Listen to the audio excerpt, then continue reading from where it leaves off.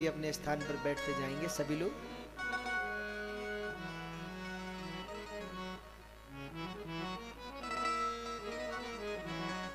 तो भगवान का ध्यान कैसे करें? तो बोले सर्वप्रथम संचिंतयेत् भगवतश्चरणारविंदम। सबसे पहले भगवान के चरणों का ध्यान करो। हमारे यहां मानसी पूजा का बड़ा विधान है। मानसी पूजा मतलब, मान लीजिए आप कहीं ऐसी जगह है जहां आपके पास जलाने को दिया नहीं है, अगरबत्ती नहीं है, यहां तक कि भगवान की मूर्ति भी नहीं है, तो पूजा कैसे करेंगे?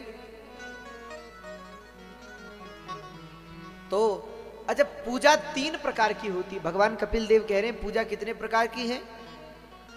3 प्रकार की, कायिक, वाचिक और मानसिक। कायिक यानी जो शरीर से की जाए। हम सेवा कर रहे हैं भगवान की, भगवान को सजा रहे हैं, भगवान को नए वस्त्र पहना रहे हैं, ये सब क्या है? कायिक सेवा है।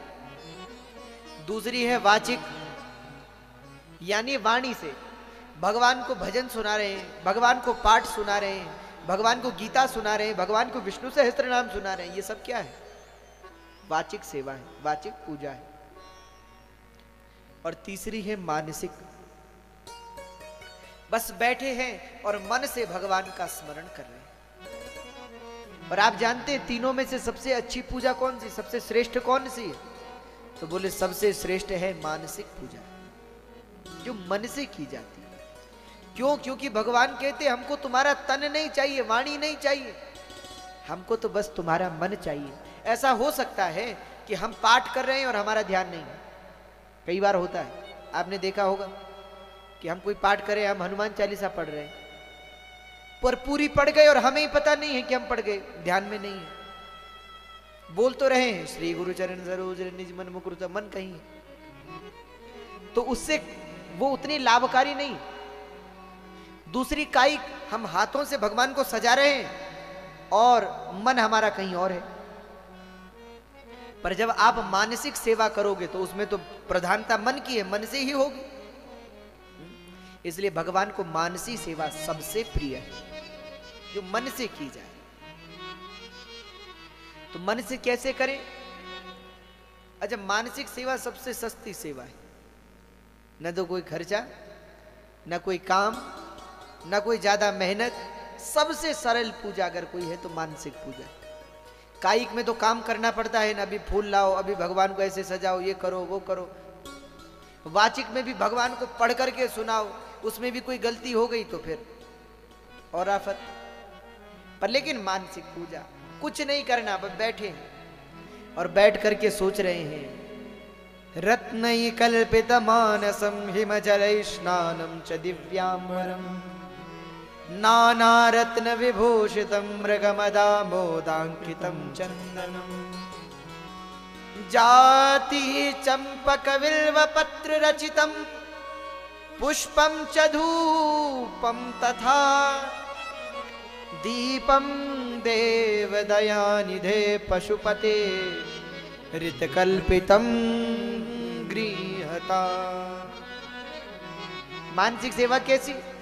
मान लीजिए आप लोग बैठे, आंख बंद कर ली है, हाथ जोड़ लिए हैं और सोच रहे हैं हमने सबसे पहले भगवान को, शंकर जी को रत्नई कल्पितमासनम हिमजलई, भगवान को हीरे मोती के आसन पर बिठाया। शंकर जी को, शिवलिंग को हीरे मोती के आसन पर विराजमान किया। उसके बाद हिमजलई स्नानम च दिव्यांबरम, भगवान को सुंदर सुंदर बिल्कुल ठंडे जल से, बर्फ के जल से, हिमालय के जल से भगवान को स्नान कराया। और दिव्यांबरम, फिर सुंदर अंबर के, अंबरम दिव्यांबरम यानी नए वस्त्र, भगवान को सुंदर सुंदर वस्त्र पहनाए, कपड़े पहनाए। नाना रत्न विभूषितम मृगमदामोदांकितम चंदन, फिर भगवान के लिए चंदन बनाया, सुंदर चंदन।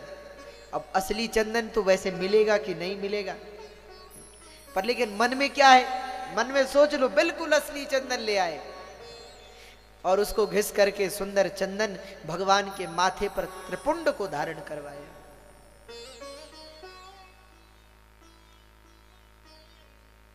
रत्नैकल्पितमासनं हिमजलै स्नानं च देव्याम्बरं नानारत्नविभूषितं मृगमदा मोदाङ्कितं चन्दनं जाति चंपकबिल्वपत्र रचितं पुष्पम च धूपम तथा। फिर भगवान को बिल्व पत्र चढ़ाया, फिर भगवान को फूलों की माला पहनाई। दीपम देवदयानिधे पशुपते हृत्कल्पितम गृहता। फिर भगवान को सुंदर आसन पर विराजमान करा, फिर भगवान के लिए सुंदर दीपक जलाया और दिया जला करके अब भगवान की आरती कर रहे हैं। मन से कुछ करना नहीं, बस मन से। और इस पूजा से भगवान बहुत प्रसन्न होते हैं। इसलिए हम कहते हैं कहीं भी हो, पर हम लोग बहाने बहुत बनाते हैं भगवान की पूजा की। समय नहीं लगा, मंदिर में नहीं जा पाए, आज घी खत्म हो समाप्त हो गया, आज अगरबत्ती नहीं है, कोई बात नहीं कल करेंगे। पर भगवान कहते हैं भैया तुम तो बस आंख बंद करके मेरे बारे में सोचो, चिंतन कैसे करें। बोले पहले भगवान के चरणों का, भगवान के चरण कैसे, बड़े सुंदर भगवान के चरण। और भगवान के चरण में 24:1 में और 24:1 में चिन्ह है। भगवान के पैरों के जो नीचे का भाग होता है ना, तो 24 चिन्ह एक पैर में और 24:1 में, यानी 48 चिन्ह भगवान के दोनों पैरों में। तो उन चिन्हों का ध्यान करो, स्मरण करो। कैसे? बोले भगवान के चरण में वज्र है, वज्र का ध्यान करो। भगवान के चरण में अंकुश है, अंकुश का ध्यान करो। भगवान के चरण में कमल पुष्प है, कमल पुष्प का ध्यान करो। इनके ध्यान से क्या होगा? बोले जो लोग भगवान के चरण में स्थित वज्र का ध्यान करते हैं तो उनके समस्त पापों का नाश हो जाता है।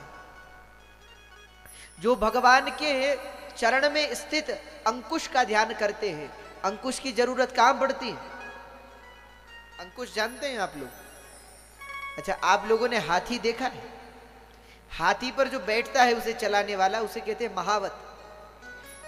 उस महावत के हाथ में एक अंकुश होता है जिससे वो हाथी को मारता है, और हाथी अगर पागल हाथी भी वशीभूत हो जाता है।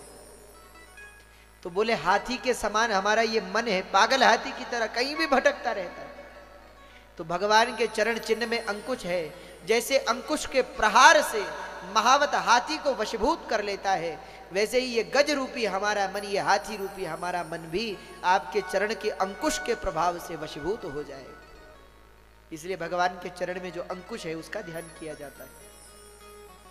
तो वज्र है, अंकुश है। भगवान के चरण में कमल का पुष्प बना हुआ है। कमल पुष्प का ध्यान करने से क्या होता है?